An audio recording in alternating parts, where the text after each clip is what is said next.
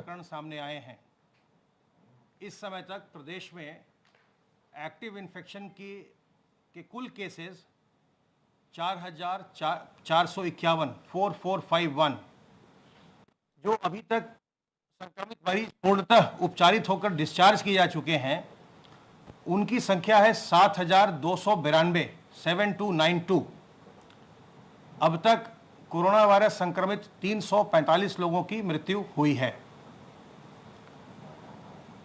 कल प्रदेश में सैंपल की टेस्टिंग में एक नया बेंचमार्क अचीव किया, जो हम आपसे बहुत दिनों से कह रहे थे कि हम प्रयास कर रहे हैं कि हमारे टेस्टिंग प्रतिदिन 15,000 की क्षमता हो जाए। कल प्रदेश ने 15,079 सैंपल्स टेस्ट किए गए। तो इस प्रकार कल जो हमारी जो ट्रूनेट मशीनें आई हैं प्रदेश में, और जो हमने ऑटोमेटेड आरएनए एक्सट्रैक्टर मशीनें मंगवाई थी, और जो ढेर सारे आरटी-पीसीआर मशीन और बायो सेफ्टी कैबिनेट मंगा करके जो पूरे लेबोरेटरी नेटवर्क को एक्सपैंड किया गया था, उसका ये परिणाम रहा है। माननीय मुख्यमंत्री जी के निर्देशन में और उनके गाइडेंस में ये परिणाम रहा है कि हमारी जो टेस्टिंग की क्षमता है उसमें बहुत ज़्यादा विस्तार हुआ है। और कल प्रदेश में पहली बार 15,000 से ज़्यादा 15,079 सैंपल्स की टेस्टिंग हुई। अब तक प्रदेश में कुल 4,11,000 से अधिक सैंपल्स की जांच की जा चुकी है। पूल टेस्टिंग में कल 1248 5-5 सैंपल्स के पूल लगाए गए, जिसमें 164 में पॉजिटिविटी पाई गई, और 10-10 सैंपल के 84 पूल लगाए गए, जिनमें 7 में पॉजिटिविटी पाई गई। आरोग्य सेतु ऐप का हम निरंतर उपयोग कर रहे हैं, और इसलिए हम आपसे भी बार बार अनुरोध कर रहे हैं कि आप भी अपने स्मार्टफोन पर आरोग्य सेतु ऐप को जरूर डाउनलोड करें, क्योंकि यह आपको कोरोना वायरस के संक्रमण के विषय में सतर्क करता है, और सतर्क और सावधान रह के ही हम इस संक्रमण से अपना बचाव कर सकते हैं। जिन लोगों को इस ऐप से अभी तक अलर्ट्स आए हैं, उनमें से 71,736 लोगों को हमारे कॉल सेंटर से फ़ोन किया गया है। उनमें से 155 लोगों ने ये सूचित किया है कि वो धनात्मक है, पॉजिटिव हैं और हॉस्पिटलाइज्ड हैं, और 3,289 लोगों ने ये बताया कि वो क्वारंटाइन में हैं। जो लोग भी पॉजिटिव हैं उनके चिकित्सा विभिन्न चिकित्सालयों में और चिकित्सा महाविद्यालयों में निरंतर किया जा रहा है। आशा वर्कर्स बहुत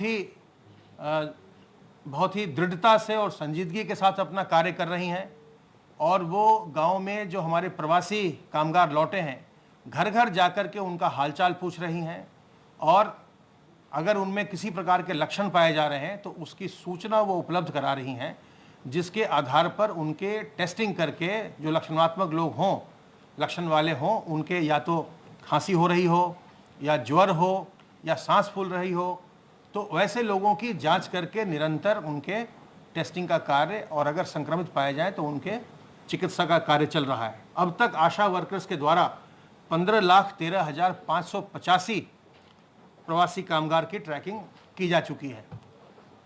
ये आपके माध्यम से मैं फिर से अनुरोध करना चाहूँगा कि ये एक संक्रामक बीमारी है जो किसी को भी हो सकती है, जो किसी उम्र का लिहाज नहीं करती, जो धर्म और जाति का लिहाज नहीं करती।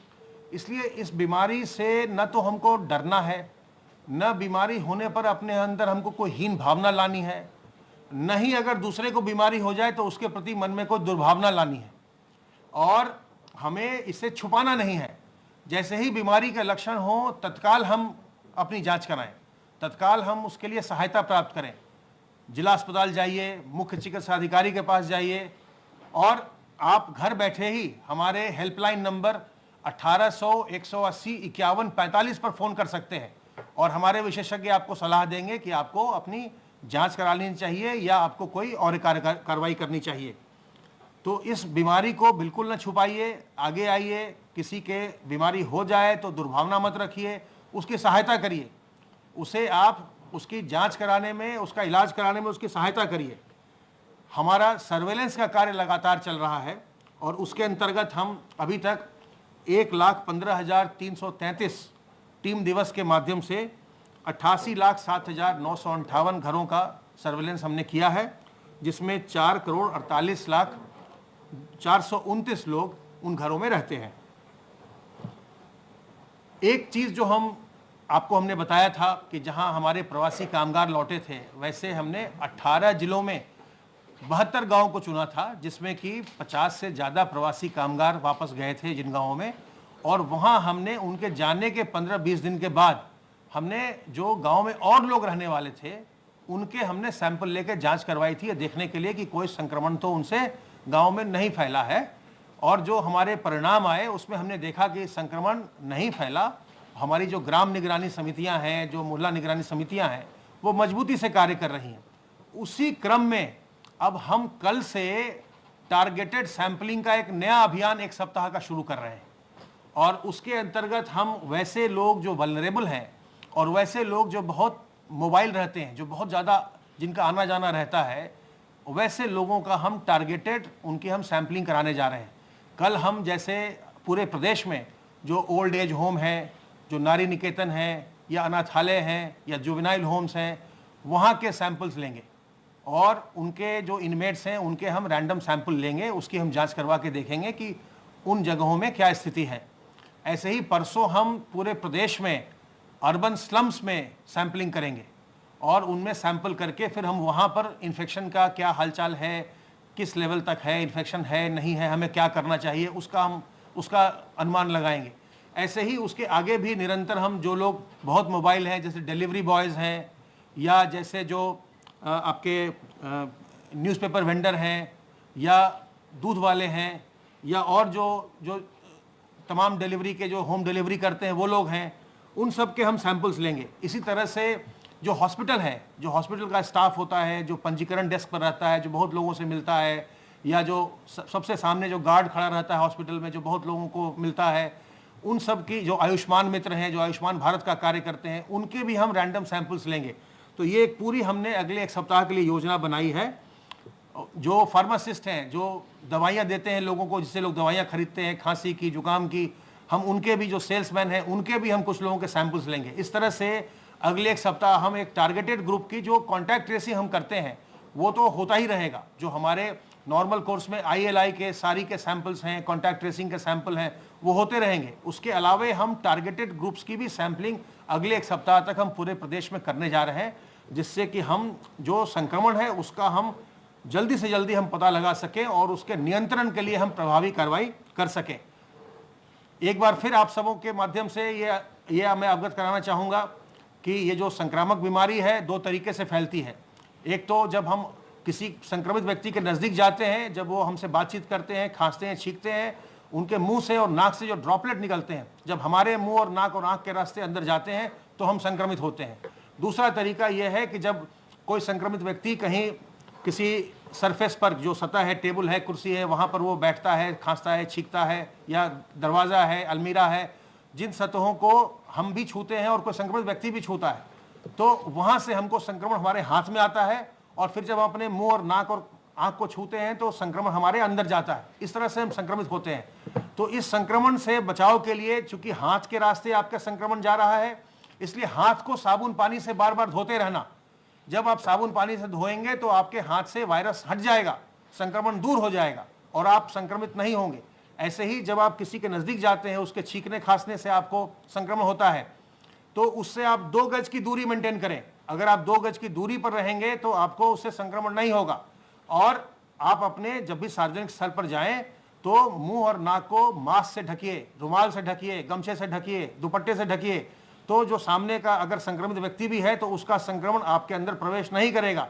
इस तरह सतर्क रहकर, सावधान रहकर हम अपना बचाव कर सकते हैं। वर्तमान में इसकी कोई वैक्सीन नहीं है, इसलिए सतर्क रहकर, सावधान रहकर हमें अपना बचाव इससे करना है।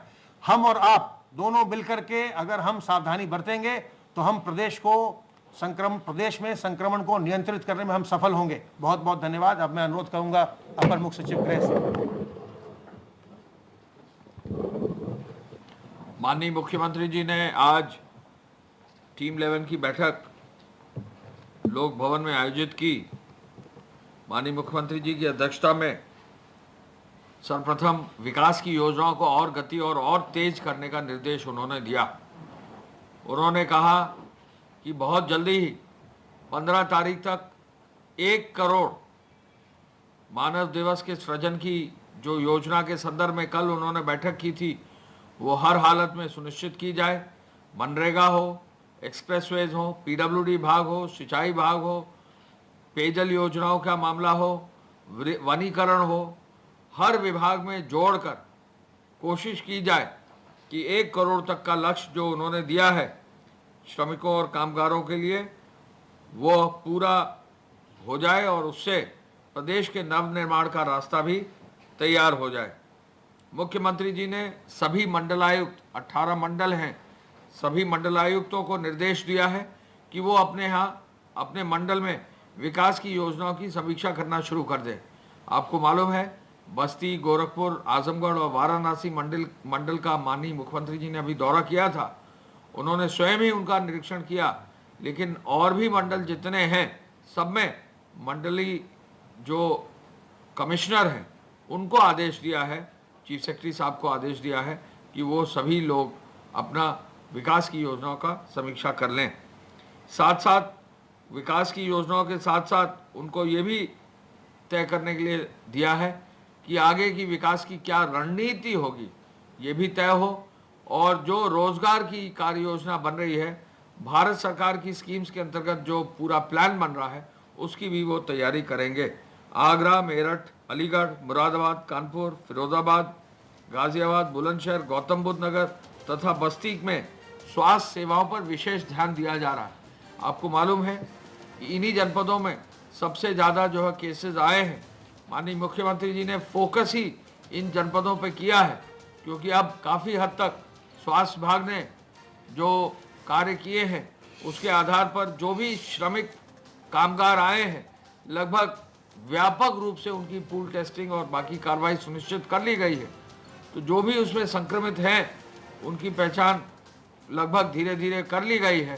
साथ साथ उनको होम क्वारंटाइन के लिए गांव में जो निगरानी समितियां उनके अधीन किया गया है।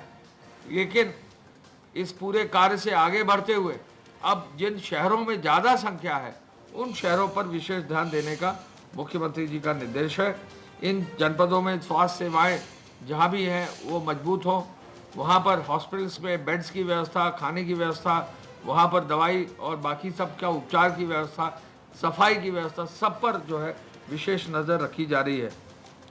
कोविड जो रोगी है उनकी भर्ती, जो रोगी है उनकी निरंतर मॉनिटरिंग का भी निर्देश मुख्यमंत्री जी ने दिया है।